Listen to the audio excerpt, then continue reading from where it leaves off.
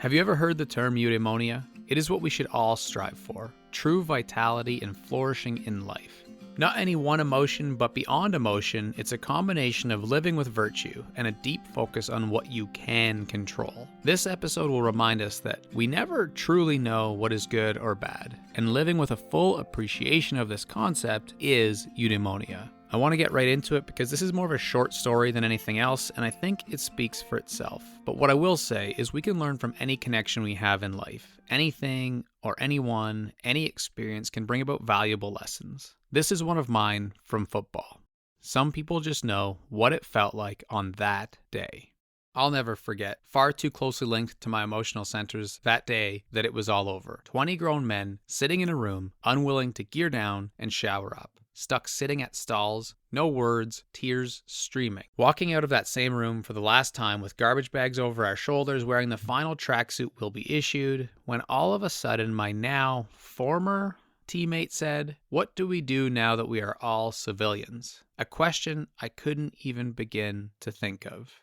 That day felt like the beginning of the end. If being on a football field is the only thing keeping you from crazy, then when it's all over, it really feels like everything is over. At least a few, if not 100 times a day, I would contemplate if I made the right decision or should have kept playing. It would drive me to the point where all I wanted to do was sleep, or get in my car and drive to the edge of the earth. I'm guessing it's common, or at least common among my circle, because we always joke, how is civilian life?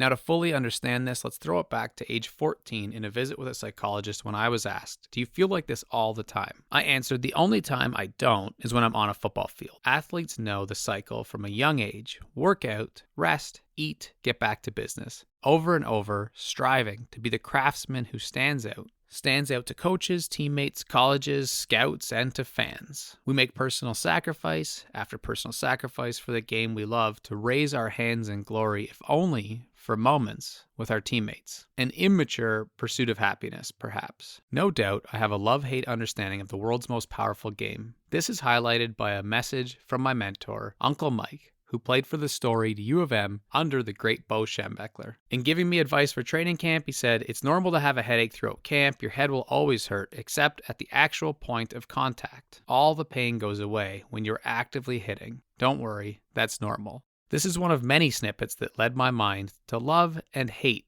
the craziness of this beautiful game. I played pretty much my whole life. It was all I ever wanted to do. So people are surprised when I say I don't care much for football watching, playing, or fantasy. It became about the last thing I wanted because I felt it would remind me of quitting too soon and everything else that goes along with the love-hate relationship.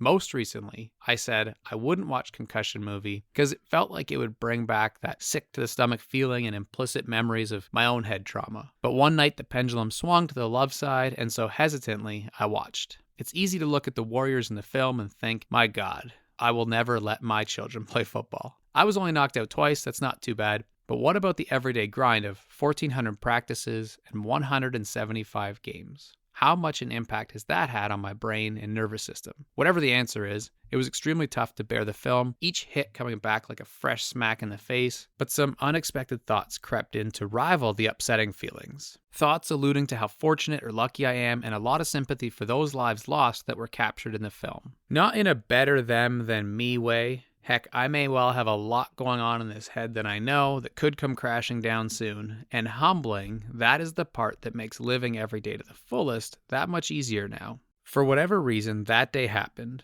And for the first time in my life, that day started to have a lot less of a depressing effect.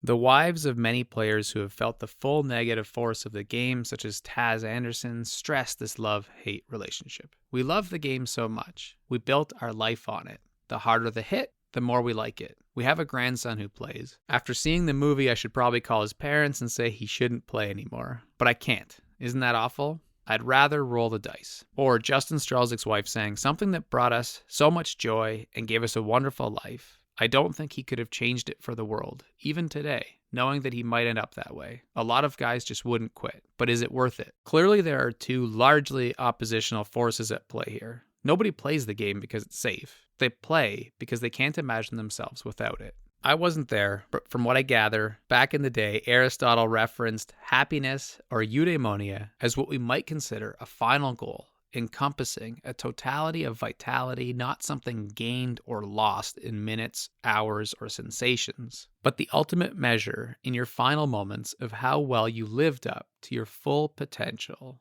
as a human being. For this reason, one cannot truly make any pronouncement about whether one has lived a eudaimonious life until the game is completely over. With this in mind, and the boys of fall out there on the gridiron, let's think of all the reasons why so many are willing to die for this game and the great things that it did for my brain. When we send our kids to play football, we expect their teachers to demonstrate head-fake learning about life, learning, and leadership.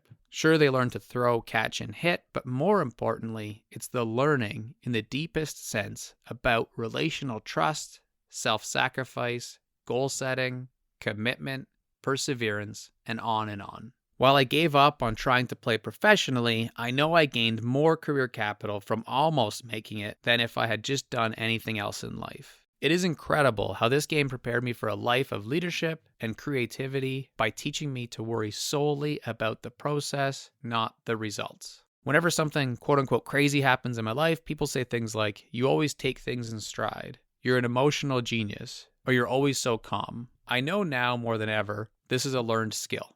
If you have ever returned the season opening kickoff into the heart of 12 animals who trained as hard as they could for the past 11 months to be able to destroy you, then you know how to rise up to true challenge.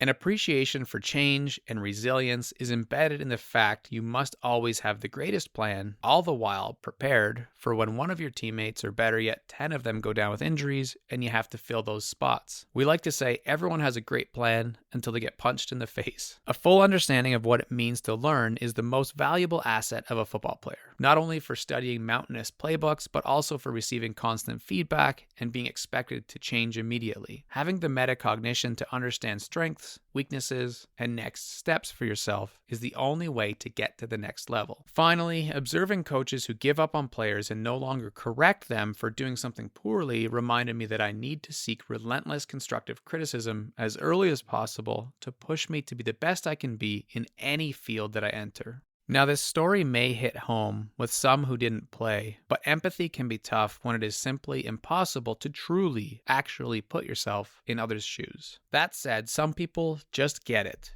Life is a series of games, and hopefully a long career, where sometimes you win, sometimes you lose, sometimes you win, and so the pattern continues. Remember, results are determined not exclusively by your effort, but by a concoction of 1 part preparation, 1 part resiliency, 2 parts external factors, and a dash of what others try to do.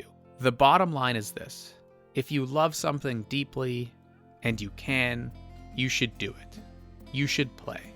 It is easy to think that this madness should be put to an end, and let's face it, we saw the extinction of Roman gladiators, and perhaps the role of football will face the same fate one day. Before autopsy, though, no one will know the physical souvenirs in my head, but I do know that the game made me the person I am today, and the question becomes, was it worth it? That's Eudaimonia.